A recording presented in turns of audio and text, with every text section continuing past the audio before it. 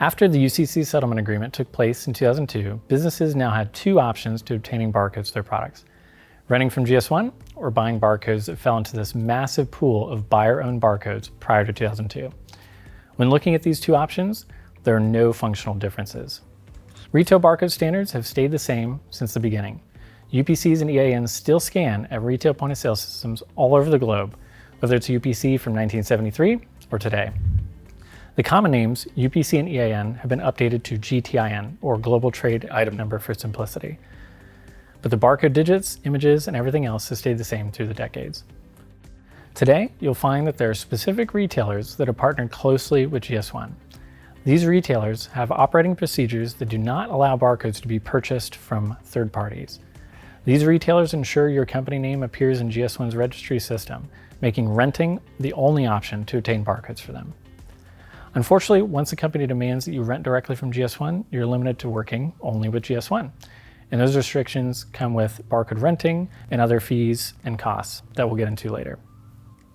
The good news is, for the majority of retailers out there, buying your barcodes from non-GS1 barcode suppliers is totally acceptable and would even save your business time and money. Now let's talk about two popular examples of businesses who might require barcodes to be rented directly from GS1. The first of which is Walmart. Walmart played a part in the founding of GS1 in the 1970s and has members who sit on the board of directors to this day. That being said, it'll come as no surprise that Walmart requires new vendors to rent their barcodes from GS1. Businesses who have owned their prefixes prior to 2002, however, do have options, of course, being that the class action lawsuit permits them to use their barcodes anywhere, Walmart included.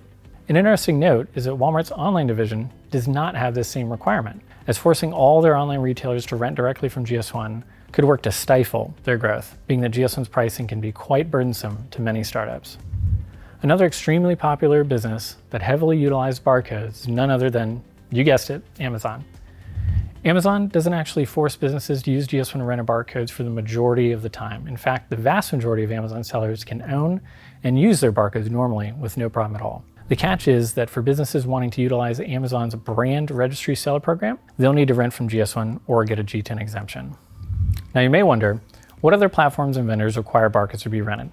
But don't worry, we keep a running list of some of the popular stores that do have this requirement. You can check that out anytime at barcodestalk.com or in the link in the description below. All right, so enough about usage options. Let's talk about the cost difference. We already mentioned that functionally, there are no differences between these barcodes. So if you know that your vendor accepts both options, which do you choose?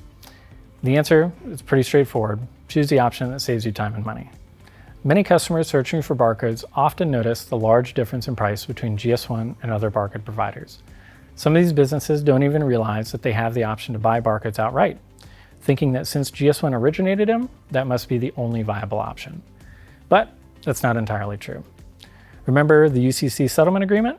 That class action lawsuit gives pre-2002 owners of their barcodes full rights to use their codes and the ability to sell and use their barcodes freely, however they wish. A handful of small businesses have actually gathered large numbers of these barcode prefixes and have made them accessible to businesses for a fraction of the cost of running them. And being that they're from before 2002, the purchaser owns them and they can legally be bought. Due to this increased competition, GS1 has actually modified and lowered their pricing. However, they still tend to be much more expensive than other vendors over time. If we look at the numbers and compare these options, they'll look a lot like this. 100 barcodes from GS1 would cost about $750 plus $150 a year annual fee. This works out to be about $9 per code for the first year and $1.50 per code every year after that.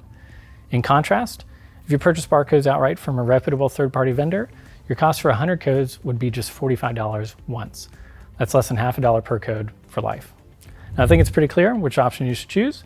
Given you have a choice, but it is important to be careful when looking at buying options, as there are fraudulent companies out there selling fake UPC numbers that are completely made up. There's no barcode police, however, but our team has put together a web page dedicated to helping businesses see potential fraudulent resellers. We'll include a link to this also below if you're interested in seeing that. Thanks for checking out our video. If you're looking for more information on barcodes, how they work, or where to buy them, check us out at barcodestalk.com to learn more. Thank you.